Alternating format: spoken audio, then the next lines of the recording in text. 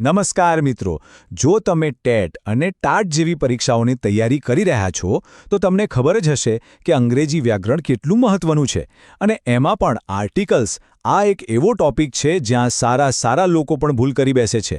પણ ચિંતા ના કરો, આજે આપણે આર્ટિકલ્સના બધા જ નિયમોને એટલી સરળતાથી સમજીશું કે પરીક્ષામાં તમારો એક પણ માર્ક નહીં કપાય. તો આપણે આને કેવી રીતે સમજીશું? સૌથી પહેલાં તો આર્ટિકલ્સ શું છે અને એના પ્રકારો કયા છે એ જોઈશું. પછી એ અને એનનો ઉપયોગ ક્યાં થાય, ધ ક્યારે વપરાય એ સમજીશું. અને હા, ક્યારેક કોઈ આર્ટિકલ ના પણ વપરાય એ નિયમ પણ જોઈશું. અને છેલ્લે થોડી પ્રેક્ટિસ કરીશું જેથી બધું એકદમ પાક્કું થઈ જાય. ચાલો શરૂઆત કરીએ આર્ટિકલ્સના પરિચયથી. આને સમજવા માટે આપણે એ જાણવું પડશે કે એના મુખ્ય કેટલા પ્રકાર છે. હા, બસ આ બે જ પ્રકાર છે. અને સૌથી સારી વાત એ છે કે જો તમે આ બે પ્રકારને બરાબર સમજી લો ને તો સમજો કે આર્ટિકલ્સના મોટાભાગના પ્રશ્નો તમારા માટે એકદમ સહેલા થઈ જશે. તો ચાલો જોઈએ કે આ બે પ્રકાર કયા છે. તો જુઓ, પહેલો પ્રકાર છે ઇનડેફિનાઇટ આર્ટિકલ્સ, એટલે કે એ અને એન. આનો ઉપયોગ ત્યારે થાય જ્યારે આપણે કોઈ સામાન્ય બિન ચોક્કસ વસ્તુની વાત કરતા હોઈએ. જેમ કે એક છોકરો. કયો છોકરો? આપણને ખબર નથી. અને બીજો પ્રકાર છે ડેફિનાઇટ આર્ટિકલ, એટલે કે ધ. આનો ઉપયોગ ત્યારે થાય જ્યારે આપણે કોઈ ચોક્કસ ખાસ વ્યક્તિ કે વસ્તુની વાત કરતા હોઈએ. ઓકે, તો હવે આપણે એ અને એન ના ઉપયોગમાં ઊંડા ઉતરીએ. અને હા, અહીં ખાસ ધ્યાન આપજો, કારણ કે મોટાભાગના લોકો ભૂલ અહીં જ કરે છે. આનું રહસ્ય છે ને એના ઉચ્ચારમાં છુપાયેલું છે. સૌથી પહેલી અને મુખ્ય શરત: એ અથવા એનનો ઉપયોગ ફક્ત એવી સંજ્ઞાઓ પહેલાં જ થાય છે જે એક વચનમાં હોય અને જેને આપણે ગણી શકીએ. જેમ કે એ બોય, એન એપલ. આપણે એ બોયઝ કે એન એપલ્સ ન કહી શકીએ. પાણી કે ખાંડ જેવી વસ્તુઓ જેને ગણી ન શકાય તેની આગળ પણ એ કે એન નહીં આવે. હવે આવે છે સૌથી મહત્વનો નિયમ, અને આને બરાબર મગજમાં બેસાડી લેજો. એ વાપરવું કે એન, એનો નિર્ણય શબ્દના સ્પેલિંગ પરથી નથી થતો, પણ તેના ઉચ્ચાર પરથી થાય છે. ફરીથી કહું છું, સ્પેલિંગ નહીં, ઉચ્ચાર. જો શબ્દનો ઉચ્ચાર વ્યંજનથી શરૂ થાય તો એ વાપરવાનું, અને જો ઉચ્ચાર સ્વરથી શરૂ થાય તો એન વાપરવાનું.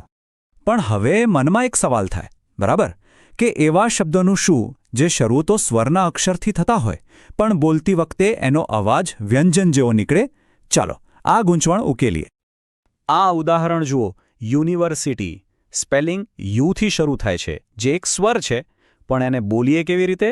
યુનિવર્સિટી. પહેલો અવાજ યનો આવે છે, જે એક વ્યંજન છે.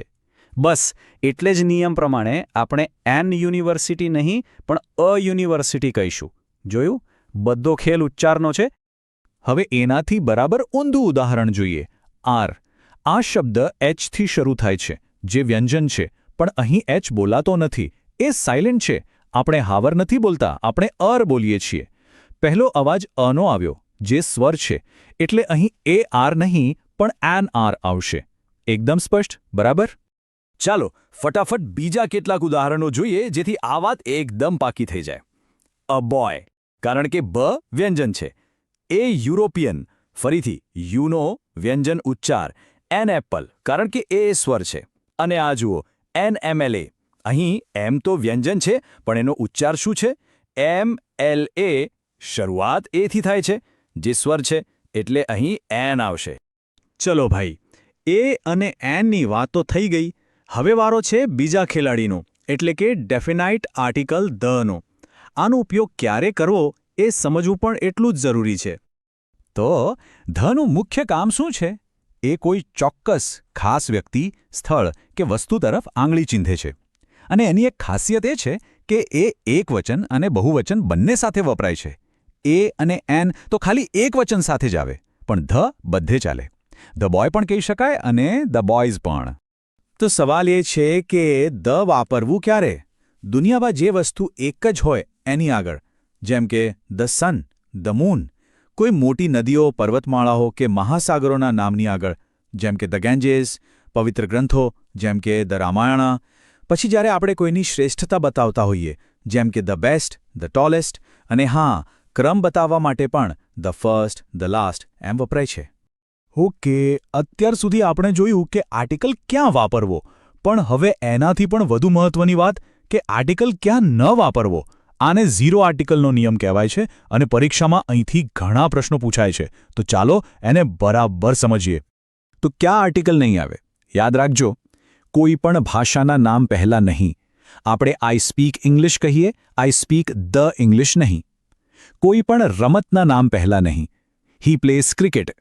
કોઈ ભાવવાચક સંજ્ઞા જેમ કે પ્રેમ, પ્રામાણિકતા કે પછી કોઈ પદાર્થવાચક સંજ્ઞા જેમ કે સોનું, ચાંદી એની આગળ પણ નહીં. અને હા, મોટાભાગના દેશો અને શહેરોના નામ આગળ પણ કોઈ આર્ટિકલ નથી લાગતો. પણ હા, વ્યાકરણમાં અપવાદ તો હોય જ.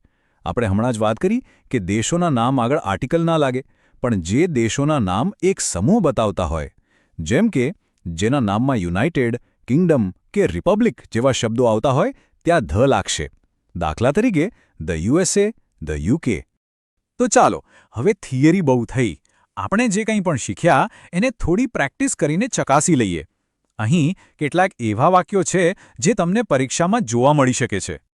ચાલો, એક પછી એક જોઈએ. પહેલું વાક્ય, copper is dash useful metal. અહીં શબ્દ છે યુઝફુલ. સ્પેલિંગ યુથી છે, પણ ઉચ્ચાર શું છે? યુ, એટલે કે ય. તો શું આવશે? બરાબર, એ આવશે. બીજું, he is dash honest man. અહીં એચ સાયલન્ટ છે, ઉચ્ચાર અથી થાય છે, તો શું લાગશે? એન. ત્રીજું, dash Nile is the longest river. Nile એક ચોક્કસ નદીનું નામ છે, એટલે એની આગળ લાગશે ધી. અને છેલ્લું, mount Everest is dash highest peak. અહીં હાઈએસ્ટ એ સુપરલેટિવ ડિગ્રી છે, એટલે નિયમ મુજબ એની આગળ હંમેશા ધી જ આવે. તો આટલી બધી ચર્ચા પછી આ બધા નિયમોમાંથી સૌથી મહત્વની એક જ વાત જો યાદ રાખવાની હોય તો એ કઈ હશે? એવી કઈ ટીપ છે જે પરીક્ષામાં સૌથી વધુ કામ લાગશે? બસ આ એક મંત્ર યાદ રાખી લો. ઉચ્ચાર પર ધ્યાન આપો, સ્પેલિંગ પર નહીં.